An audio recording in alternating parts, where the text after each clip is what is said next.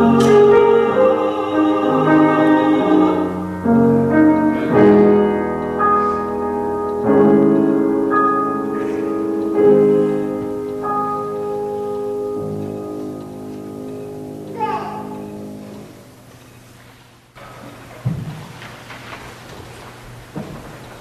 knows the trouble I've seen. Nobody knows the trouble you've seen. For those of us who don't have a real personal relationship with Jesus, it can be tricky to figure out where and how we might unburden ourselves, where to go with our most personal struggles. The word confession is not a very popular one among religious liberals, or among many modern folks that I know.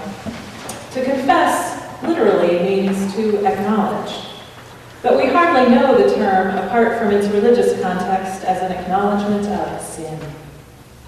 Most of us, no matter what our religious upbringing, have very clear images in our minds of what confession looks like, something like the image on the front of your order of worship this morning.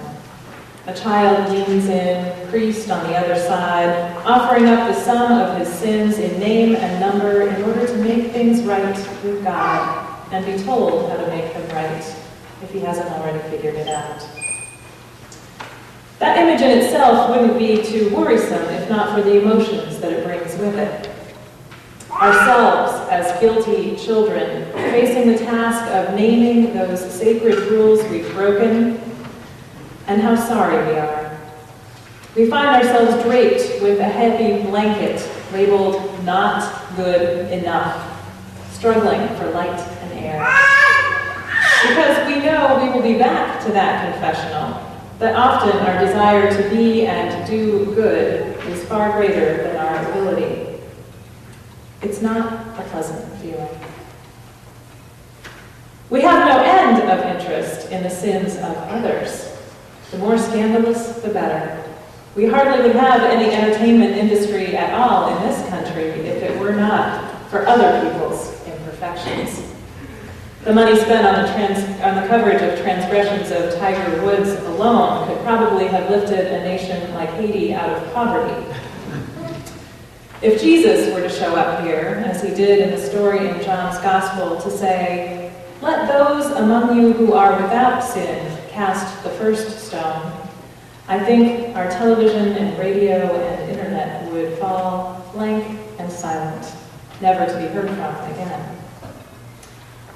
When we think of the prospect of having to speak our own wrongdoings out loud, though, we're more likely to approach the confessional, sit down, and say, "You first." So when we use the confession, the word confession in common speech, we know we're using a heavy term, but we usually follow it with a light statement. "I have a confession to make. I can't resist Girl Scout cookies. I must confess, I spend far too much time on Facebook."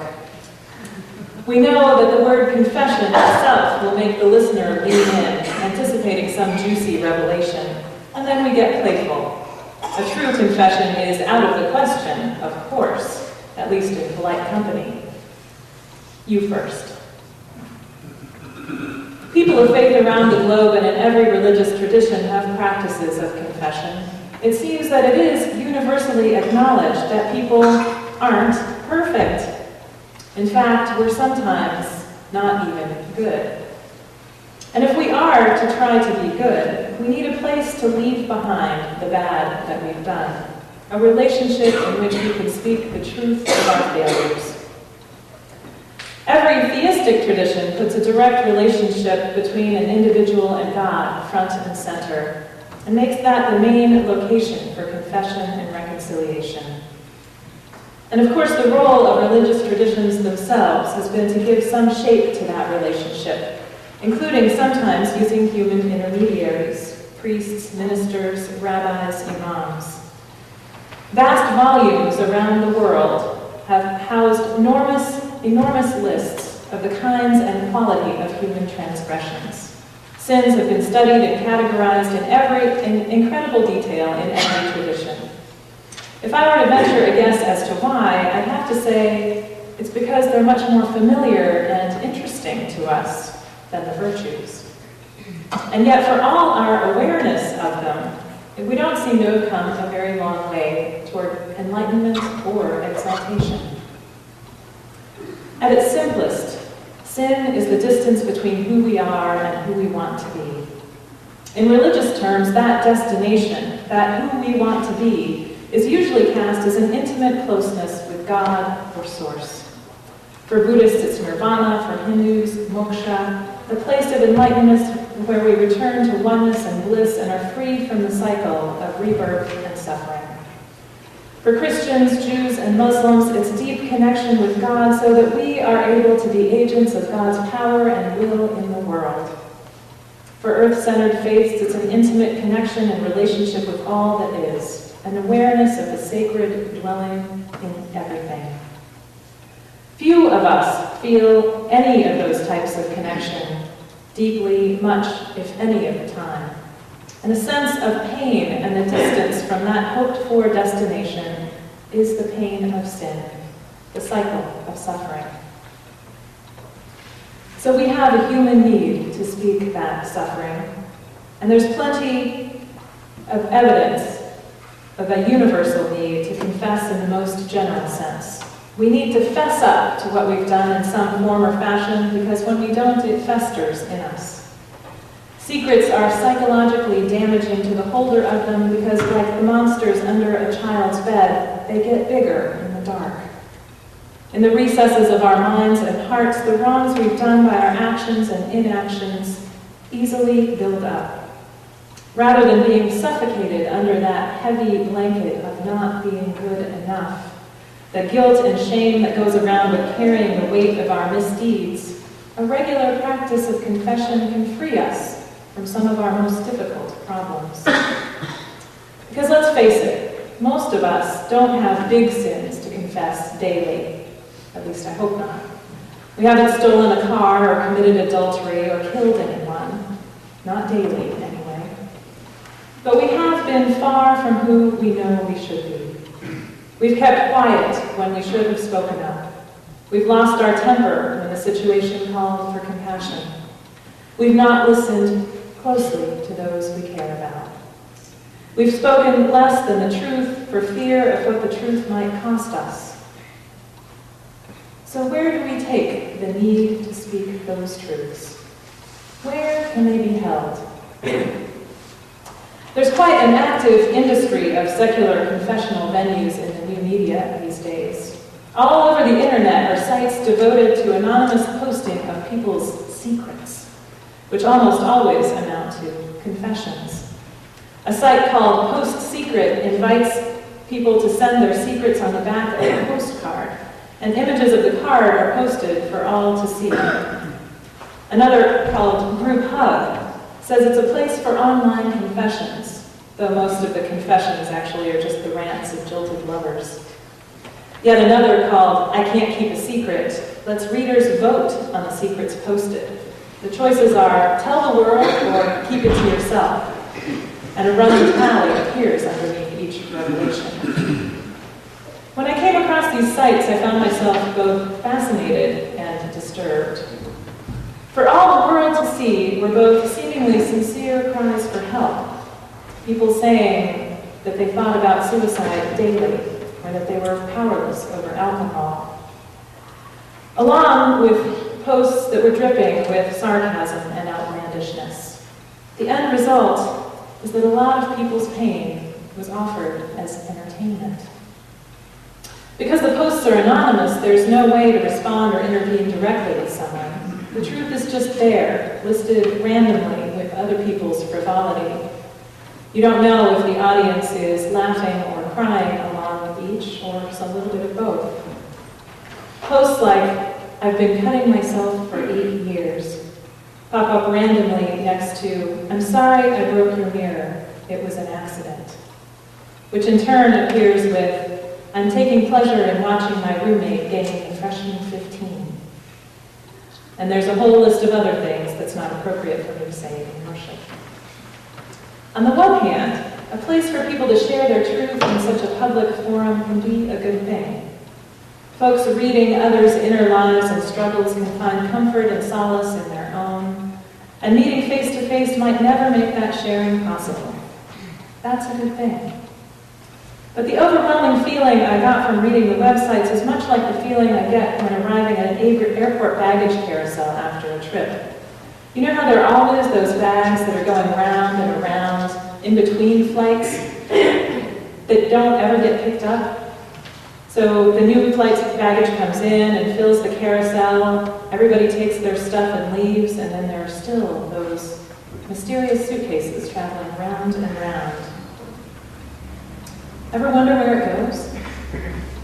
Eventually, that unclaimed baggage actually winds its way to a place called the Unclaimed Baggage Center in Scottsboro, Alabama, where all of the items are taken out, cleaned, sorted, and resold to the public at rock-bottom prices. A lot of it is clothing, but among the other items they've retrieved from the unclaimed baggage include a 5.8-carat diamond, Egyptian artifacts from 1500 BC, and NASA equipment. The internet is a good collection spot for the baggage of sins and sorrows posted on websites, but there's no ultimate place for them to find new life. There's no Scottsboro, Alabama for them to go to. Others profit, literally, from the sharer's pain, but there's no final reconciliation, no ultimate healing that can happen. The secret, the confession, becomes the property of strangers who have no idea of its history, its weight, its depth. In the life of faith, when we confess to that gap between our real goodness and the goodness to which we aspire, we have to take responsibility not just for naming the gap, not just for saying, I've done wrong, but for taking action to close it, even a little bit. A confession, religiously, implies a desire and a willingness to change, a conversion to the ways of Spirit, a reaffirmation of our commitment to be one with that source. We know that this is a constant battle, and for that reason many traditions have built into the regular prayers that are spoken in communal worship the practice of confession. We name a desire to be reconciled to God or community or the nameless source of all, and we have to name it all the time because we fall away all the time. The Catholic Church has itself moved far beyond the movie stereotype sacrament of confession as well, and now calls it the sacrament of reconciliation. It acknowledges that confession, the naming of sin, is only one part of a bigger process we have to engage in order to move forward. The bigger goal is a change of heart that acknowledges that there is something that drives us toward our destructive behavior, and says we have to move beyond that obstacle. Instead of emphasizing the number of wrongs done, the sacrament tries to identify the underlying things that keep us in those unhealthy patterns, our patterns of action that keep us distant from God. Our own tradition, I'm afraid, hasn't kept up with the same kind of nuanced understanding of our need for reconciliation and the growth that comes for speaking our struggles aloud. Back in Puritan days, many of you have heard me say before, it was the custom for the gathered community to hear public confessions of sin. And it wasn't just the easy stuff either. They stood before God and everybody, I think that's where this phrase comes from, to say, I have committed adultery. I have stolen from my neighbor. It was part of their covenant that they would help one another live according to God's ways, so that the community could vote on the penance one had to do and whether someone could continue to be in relationship with the community at all. There was no priest standing in for God, just the judgment of the community of folks who both knew they would be judged by the same standards and certainly had an investment in proving themselves righteous by denouncing the wickedness of others. It was the glory and the pathos captured so well in the Scarlet Letter. Those were our forebears. That love of public revelation of other people's sin is always with us. But outside the covenanted community, it becomes its own sin. We become an audience hungry for the suffering of others to distract us from our own. Tiger Woods can be photographed going to his support group meetings, but the incredibly huge audience to his misdeeds and his struggle has no investment or obligation to join him on the journey and help him toward reconciliation. The Puritans did have this part right. If we are to be true to one another and covenant toward spiritual growth, we must be willing to offer one another open hearts to hear and honor each other's struggles. In our faith, we do a lot of talking about the search for truth, our devotion to truth, naming the truth of the gap between who we are and who we want to be, revealing that for what it is one of the most important practices of the life of faith. Now, we don't have to share that truth publicly all the time. It's important, however, that we carve out those spaces in our lives where we can lift up the truth of who we are, what we have done for good and ill, and to let them get light and air and be lifted from us in some way. We might speak them in a journal. We might speak them in meditation. We might speak them in prayer. We need to offer them up to that source of all, to the God who holds us in love, if we are ever to find healing. When we gather in this community, we have a rare opportunity to share the truths of who we are and gain strength for the journey to who we desire to be. We can offer one another open hearts and minds to name the deepest struggles we have in our aspirations to goodness. We can share with each other the ways that we have found through the wilderness of our own difficult impulses. We can share the stories of our struggles in small group ministries, in worship, while doing the dishes after social hour. We can find healing through the power of our connection. But we cannot find our way toward our oneness, to deeper relationship with God, to the fullness of life, unless we make clear and plain the ways we've been distracted from that pursuit and work to change our own behavior.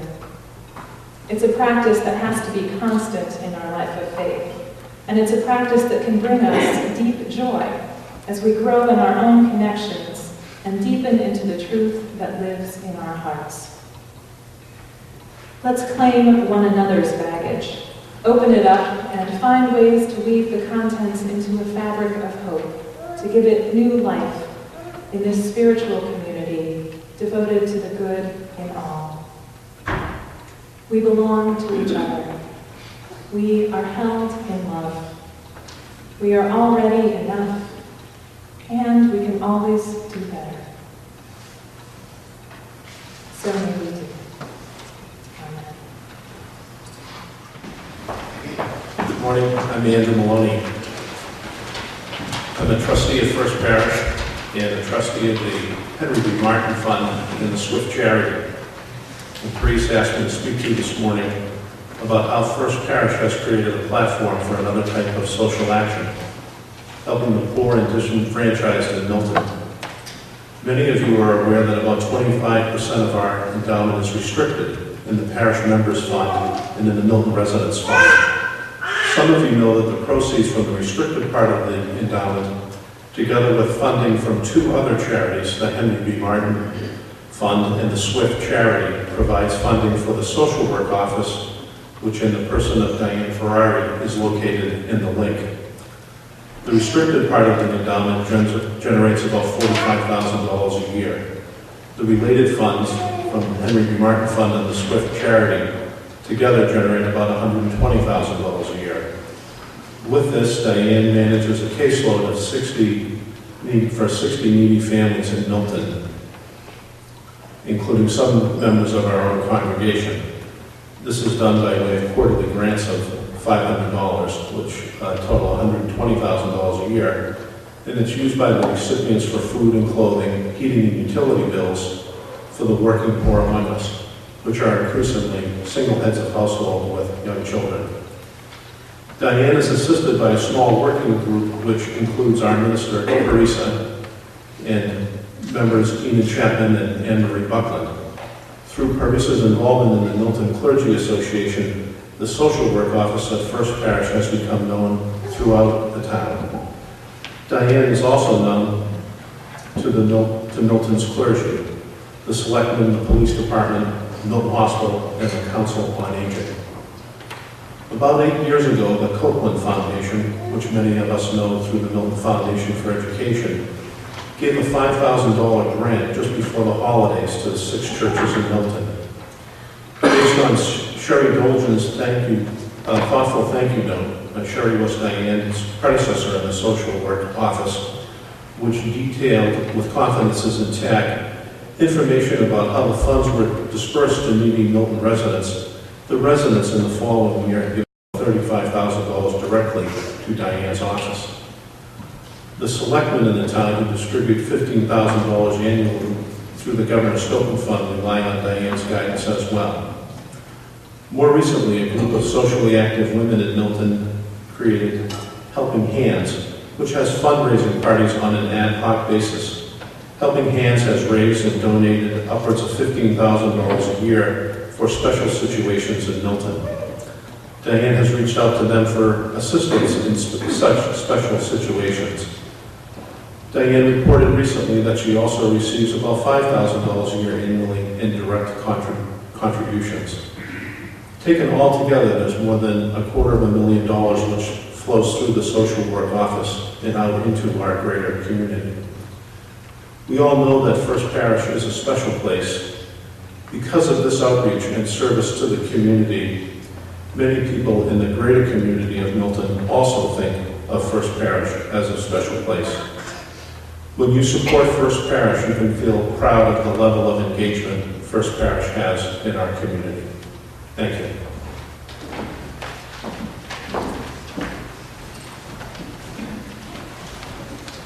You now give and receive the Lord's offering.